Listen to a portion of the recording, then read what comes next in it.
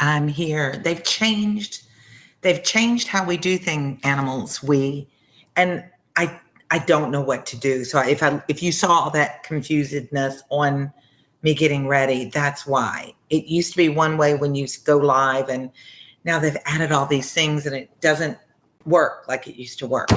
But we're here. And I was trying to show, I got this cool, from my friend, I stole it from her, brochure about the Viking cruises. And I am so, like Paris, Tale of Two Cities, London. Wouldn't that be a fun school trip to take a Tale of Two Cities tour? So you do part of it in Paris, you go to Versailles, you do the Bastille, you do part of it in London, and you go to the London Tower and all those things. Wouldn't that be a cool trip to study everything, go to all the places that were in Tale of Two Cities? But in the meantime, on this cruise, the Viking Cruise Line, we've all seen the commercials, right? There's one where you cruise the Nile, historic sites. There's one of historic Mediterranean. Oh, I'm looking wild and crazy. I don't know. There's one where you cruise the Mediterranean. I'm trying to find it in here to tell you all the places that you go. Mediterranean antiquities. So Barcelona, they say. Montpellier, Marseille, that's all France. Florence in Italy, Rome, Naples, Sicily, then over to Crete, Athens, and Ephesus in Turkey. I mean, how amazing would that trip be? For only, it's not $19.95. Lowest price is $6,000. Highest price is $16,500. Yes, on my teacher salary, I will be going to that cruise, but what a dream. Anyway, I don't know. Sometimes I just think about that it's, something we should talk about in our group. That trip would be amazing. Absolutely. I had a friend that did the Nile trip, and she went up and down the Nile on a cruise like this, and she said it was amazing. So maybe one day, and COVID's here, so who knows if we want to do any kind of river cruises at all. Well, Camille, that's what we were talking about. There's this Viking Cruise Line does all kinds of, they've got European river cruises that you can do. I was talking about doing the Nile or doing the Mediterranean, where you do Turkey, Greece, Italy, France. All of it looks great. And I am dreaming, just dreaming. That's all I'm doing. I'm dreaming. So you just came in now. I'm fine. I'm excited that it's Sunday. It's been a rainy Sunday. It's been a quiet Sunday, and I'm ready to read. Oh, that was kind of a tease because I'm not ready to read. I just started a new nonfiction book. It's called The 4-Hour Workweek. It's a really interesting, for those of you that are seniors or already in college, it's an interesting read if you're not under a lot of pressure. There are audiobooks of it, but it's the concept, the new way of working, how you can work. And Luke, George, I'm assuming that you're a 13-year-old and you just want to be obnoxious. So I'm going to do something about you because it's just disruptive. If I can do something about you, there we go. So when 13-year-olds come on and they think that their little silly talk is cute and funny, thankfully YouTube's already gotten to them, and there's things that we can do to control it on this end. So back to, distracted me. Traveling, when will we get to do that again? I don't know, but I do know when we can read. So let's read. Chapter 7.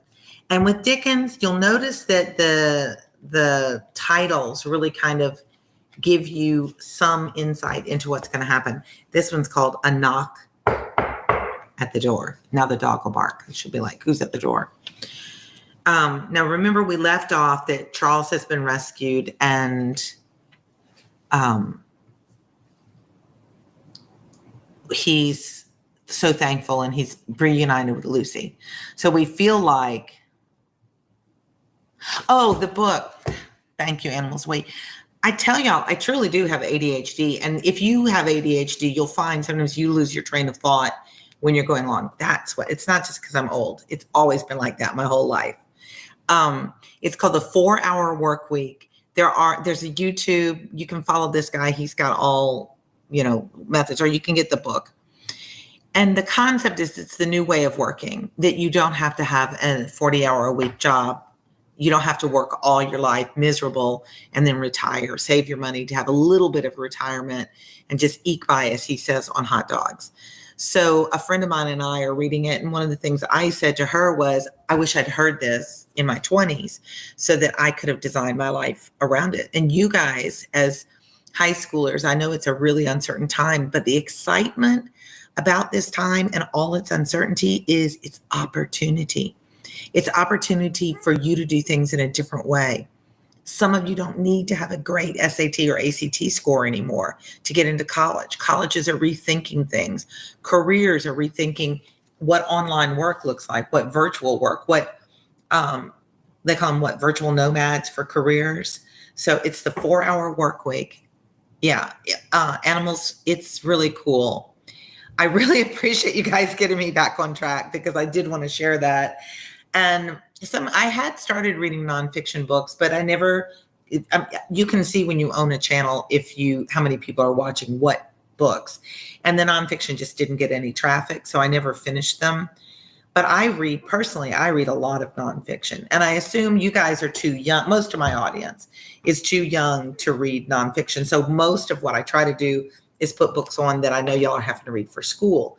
And I wish that for seniors, especially, books like this, the 4-Hour Work Week, are books that discuss, there's one called the 21 Lessons for the 21st Century. That's another really good one. My daughter's reading, I think it's 101 must-read essays. I think that's what it's called. And they're just really short essays about life and philosophy and how to adult, and we don't teach that a lot in school. In my generation, life just gave you the opportunity to learn how to do these things, but life is so much more complicated for your generation, knowing how to navigate social media and bill paying and taxes and all those kinds of things. So I'm throwing some of those ideas out there if you have time to pursue. And if you don't want to read the whole book, there's always audiobooks that you can listen to while you're, doing whatever you're doing, or TED Talks or YouTube channels, blogs, things like that. You can follow the authors. How old is your brother, Hazel? I'm sorry, for those of you who can't see what the comment says, Hazel showed my channel to her brother, and he started reading The Alchemist. So that's great. I'm assuming he just read it for fun. I'm really glad that was helpful. I've had parents come on and say this helps them because they can read the book so they can help their children with homework during pandemic. I've had kids tell me they couldn't afford the book or couldn't get to the library, and so then they have access to it this way and they're not getting a bad score. I've had athletic students tell me that when they're in football season, for example, and they're on the road to the game, they can put the headphone in and stay up with their homework. You guys are really creative in the ways you have thought to use this channel, and it's really surprised me and made me happy. So we are on chapter 7 of where we left off. Moving forward. Now, you would think the story's over, but it's just about to really begin. Oh, and I forgot to say hi, Yara. I've got to embed the hi, Yara in here to every time because she does ask me, Omi, why don't you say hi to me? So, hi, Yara. My voice, I don't know what's happening there. All right. A knock at the door. Let's see how long. I always like to see how long. Do you guys do that? Check out how long a chapter is before you do it for school. Yeah, I might even be able to do 7 and 8. Oh, 8's long though. Oh, 8's really long. No, I think I can only do animals. Thanks. Yara Animals We says hi to you. I talk like she's a child because she's a child. She's only 3. Everybody say hi to Yara. Hi, Yara. They all love you, baby. And then there were none and a separate piece. Good, Nether Shark. I love that you guys are saying she's the cutest little thing. If you follow me on Instagram, every now and then I'll put a picture of her on my Instagram because Just like you just want to get her and snuggle her. And she's not a snuggly one. She's playful. She's so full of mischief. And I love that. Your 17-year-old brother, Hazel, that's good. I told him it's a must read and you explain parts. Oh, well, that's awesome. All right, guys, y'all are so sweet to tell her hi. What high school should I apply? High schools, Daniel?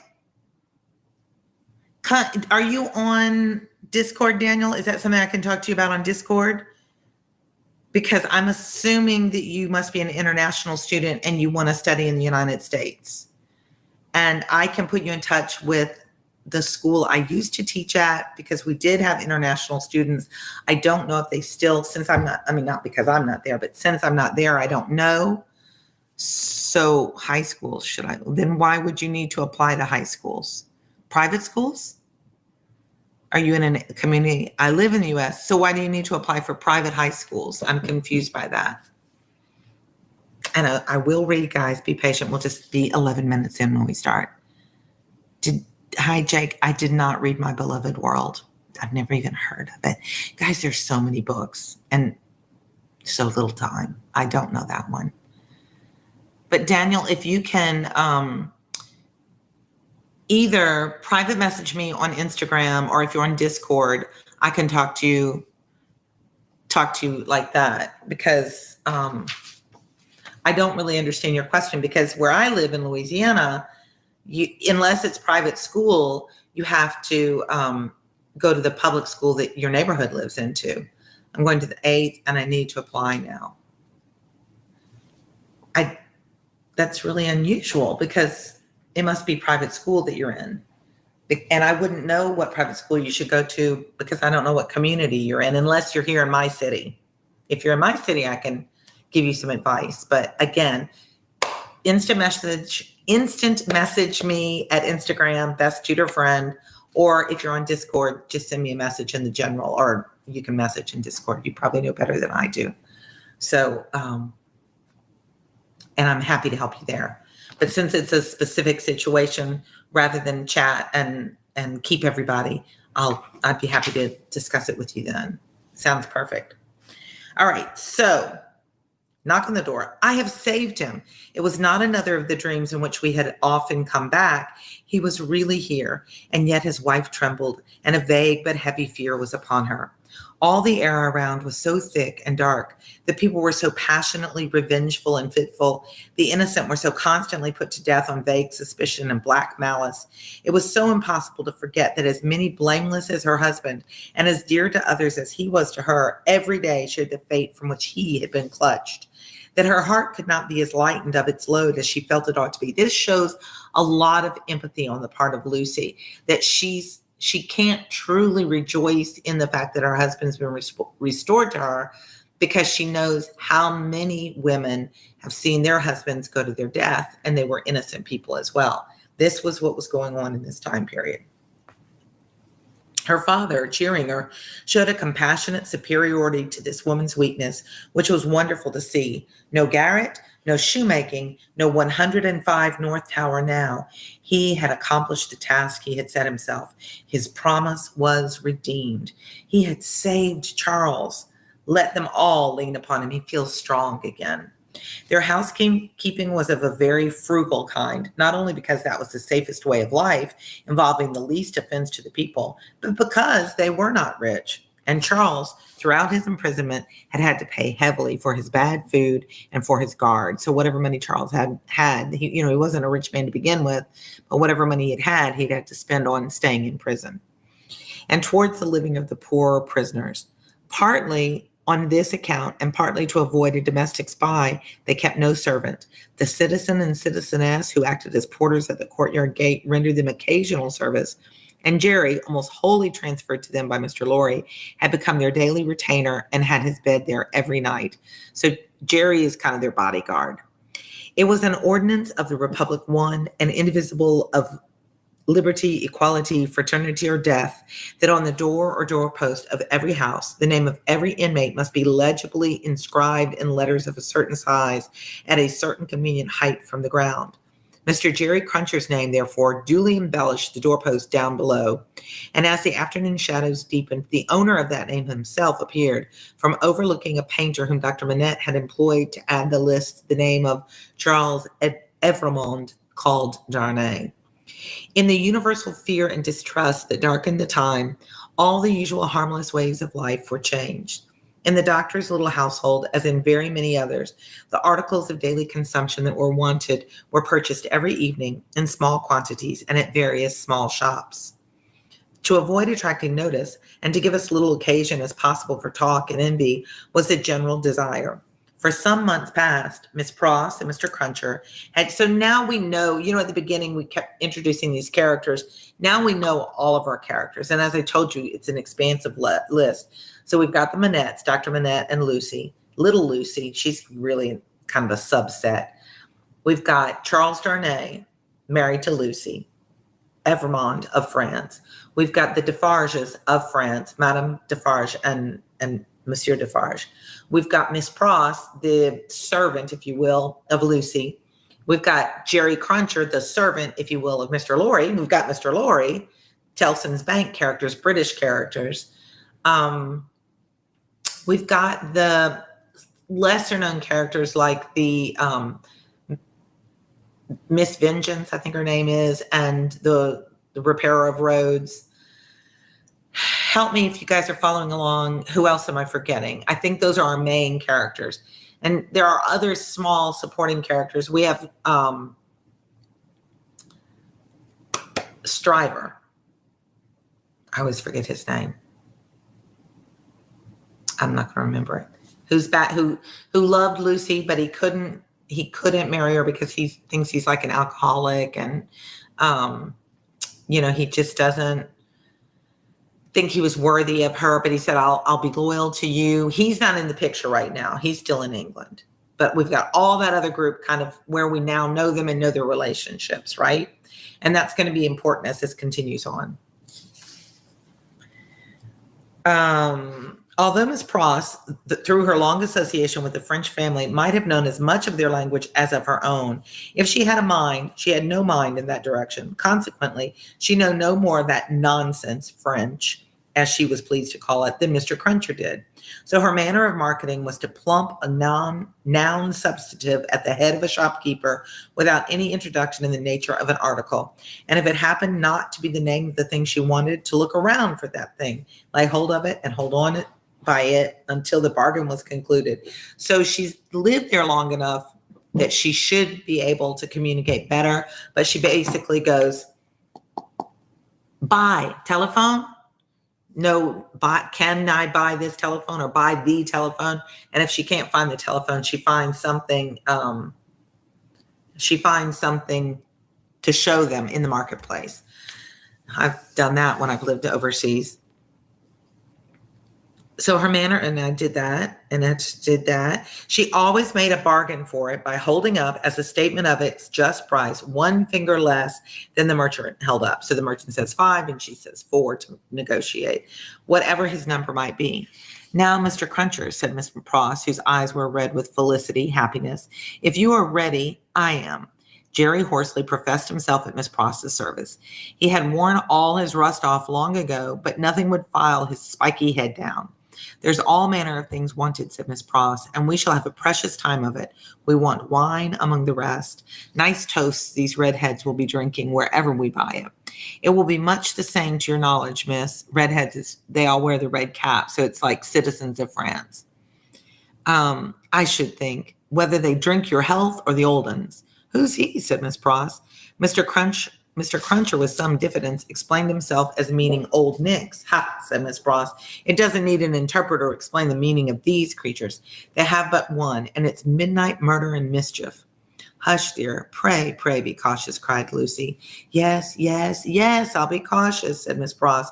But I may say among ourselves that I do hope there will be no oniony and tobacco-y. I had to figure out what that word was. I'd never seen oniony written before. I had to kind of stare at it a bit. And tobaccoing, so there's nothing that smells of onions and tobacco.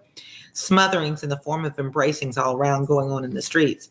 Now, Lady Bird, remember that's what Miss Miss Pross calls Lucy. Now, Ladybird, never you stir from that fire till I come back. Take care of the dear husband you've recovered, and don't move your pretty head from his shoulders as you have it now, till you see me again. May I ask a question, Dr. Monette, before I go? Hey, Mason, what are you doing on here? You took it out. It's okay. People know I don't teach there anymore, so I don't care. What a great surprise to see you on here. I just love that you popped in. I don't know if you're still there, but how the heck are you? My phone number is still the same if you want to send me a message and tell me how life is going. I'm assuming you're almost done with university by now. I hope you come back. All right, I'll keep reading.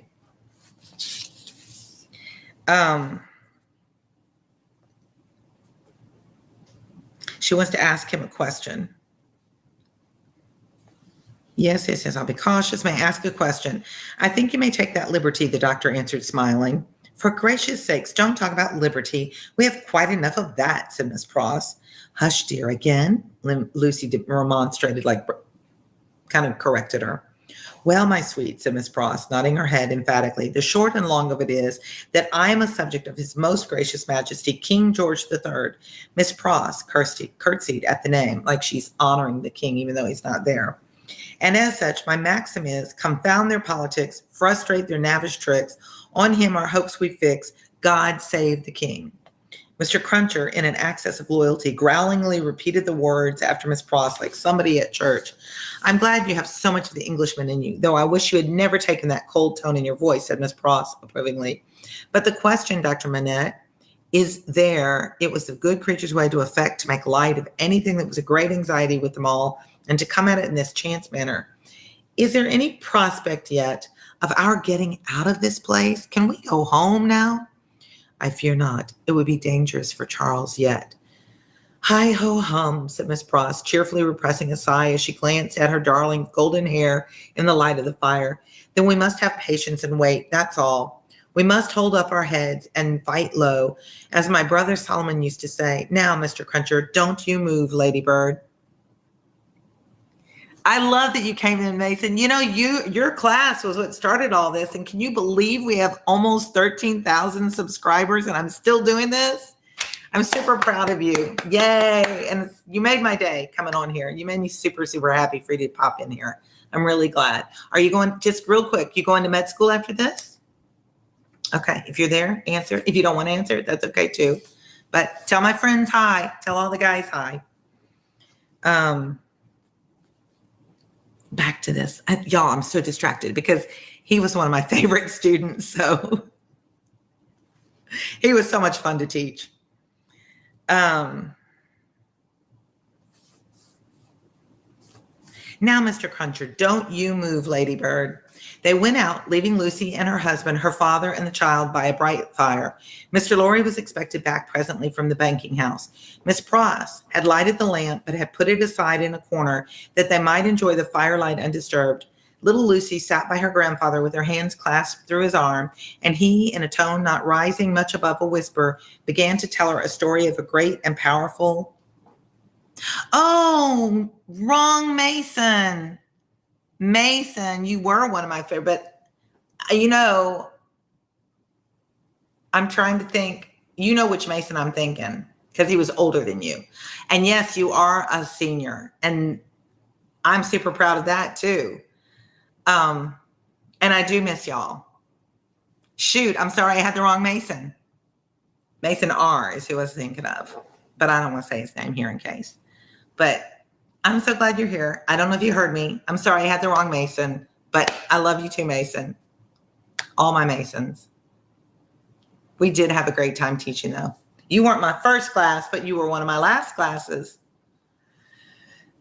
When you teach a lot of years, you end up teaching kids with the same name, but I didn't pay attention to his last name. Sorry, that distracted me.